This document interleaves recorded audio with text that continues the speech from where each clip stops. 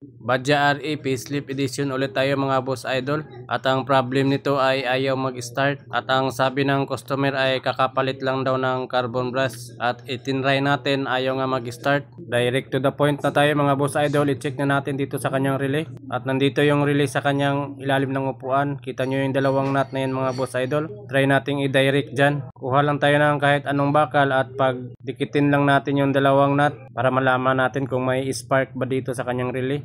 Yan, at idikit lang natin dito sa kanyang dalawang nut. Ang ibig sabihin po niyan ay ida-direct natin yung kanyang linya na positive papunta sa starter. At wala po siyang spark mga boss idol. Ibig sabihin yan walang contact yung armature sa kanyang carbon brush. Sa ganitong sitwasyon posibleng nadurog yung carbon brush or sira na yung armature. Kaya bubuksan na natin yung ating starter. At ito yung mga tatanggalin natin, yung kanyang positive na line, yung nut dyan na G's. Tatanggalin natin yan, pati itong oil cooler, yung kanyang cap nut na 13, pati dito yung kanyang bracket 8mm at 12mm. At dito sa kanyang Allen bolt sa kanyang starter. So dalawa yan, dito sa taas at dito sa baba. At yan yung mga tatanggalin natin para makuha natin yung starter. A few moments later. Okay mga boss idol, so natanggal na natin yung starter, no? So tanggalin na natin yung dalawang 8mm na mahabang bolt. At ang gamit ko pala ay 8mm na L-type na maliit. Ito yung una nating bubuksan para ma-check natin yung carbon brush kung anong naging problema. So ayan mga boss, so dalawang bolt lang yan ang tatanggalin natin para mabuksan natin yung carbon brush. At yan mga boss idol, so pwede na nating tanggalin.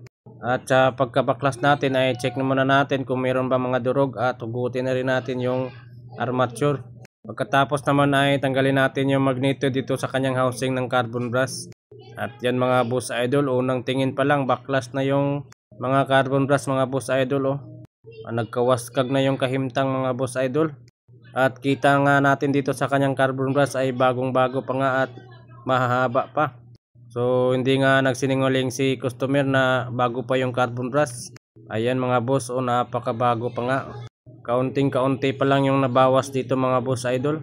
At ang problem dito ay yung kanyang threads ng screw bolt. Kaya pala natanggal yung carbon brush ay maluwag yung paglalagyan ng screw bolt.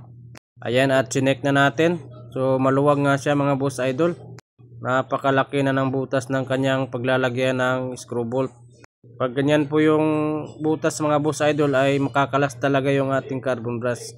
At ang kailangan natin gawin dito ay no chance tayo. Papalitan natin to ng assembly ng carbon brush, yung may kasamang housing na. So ayan mga boss idol, oh. Pinasok ko yung bolt at nahugot natin. So walang kahirap-hirap, maluwag na maluwag. Okay mga boss, so ito na yung bagong housing ng carbon brush.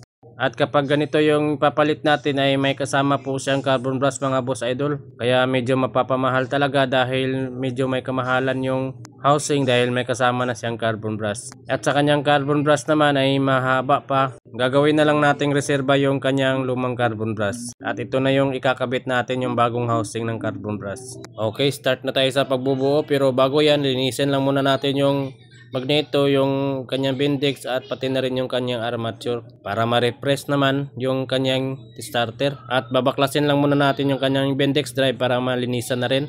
At apat na 8mm na bolt lang yung tatanggalin natin para matanggal natin yung bendix drive. Linisin lang natin para malipay yung customer mga boss idol. A few moments later. At yan mga boss idol, tapos na nating linisan. So mag-ready lang tayo ng kaunting grasa, liha at tukog, yung walis tingting. Pwede rin tayong gumamit ng alambre mga boss idol. At dito sa kanyang armature naman ay ito yung lilihiain natin para maganda yung contact ng bagong carbon brush na ikakabit natin. At dito naman natin gagamitin yung mga tukog or walis tingting. Paalala ulit, pwedeng gumamit ng alambre. So ipasok lang yung carbon brush at harangan yung spring. At naganda pala tayo ng apat na tukog mga boss idol, no? So apat din yung carbon brush. At syempre naman ay apat na spring yung haharangan natin. Ang purpose po niyan ay para maipasok natin yung armature. Kaya kailangan nating harangan yung spring para hindi makalabas yung ating carbon brush. At ang purpose naman ng grasa ay lalagyan natin ng grasa yung paglalagyan ng ating armature. At ngayon naman mga boss idol ay pwede na natin ikabit yung ating armature. At walang kahirap-hirap na pinasok natin. At pwede na natin tanggalin yung mga tukog na ikinabit natin. Kasunod naman na ikakabit natin ay ang magneto. Alalayan lang natin yung armature, baka higupin ng magneto at humiwalay sa kanyang mga carbon brush. Yan, at okay na yan mga boss idol. Pero bago yan, i-check natin yung kanyang guide dito. May guide po dito sa housing ng carbon brush at sa magneto, yung dalawang guhit na yan, yung kita nyo po yan. So dyan po siya dapat nakatapat para pag ipinasok natin yung dalawang 8mm na bolt na mahaba ay walang nakaharang. At ngayon na may bubuuhin na natin yung ating Bendix drive. So dito ulit ay lagyan ulit natin ng grasa yung paglalagyan ng Bendix drive para maganda naman yung ikot ng ating Bendix drive. At may plain washer po yan dyan mga boss idol, baka makalimutan nyo po. At pwede na natin ikabit yung takip para masarado na natin yung Bendix drive. Lagyan lang natin ulit ng grasa. At ikakabit na natin yung 4 na 8mm na bolt. At huwag po natin kalimutang higpitan. At ang panghuli mga boss idol ay ikakabit na natin yung ating magneto at carbon brush dito sa kanyang Bendix drive. At ipasok natin yung dalawang 8mm na bolt na mahaba. At make sure na rin na nahigpitan natin ng maayos. At yan na po yung panghuling step. So pwede na natin itong ikabit. Para po sa full video tutorial sa pagbaklas at pagkabit ng starter ay may video po ako nyan. So dito sa video natin ay papakita lang natin ang problem at pag-assemble ng starter.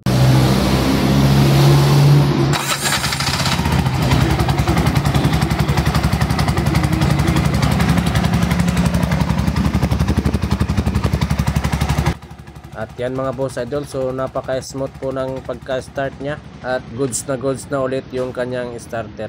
At dito na may ipapakita natin kung paano ba mag-spark ang relay. So i-off lang natin muna, buksan lang natin yung upuan at i-direct natin kung may spark. Tignan lang natin mabuti. At yan mga boss idol, kitang-kita natin yung spark. So ibig sabihin yan, goods yung kanyang contact sa kanyang armature at ng carbon brush. At yan lang muna yung tutorial natin mga boss idol. Maraming salamat po sa inyong lahat. God bless at see you in my next video. And for the last time, check natin ulit sa ignition kung start pa siya kagad para ma-confirm natin kung okay na.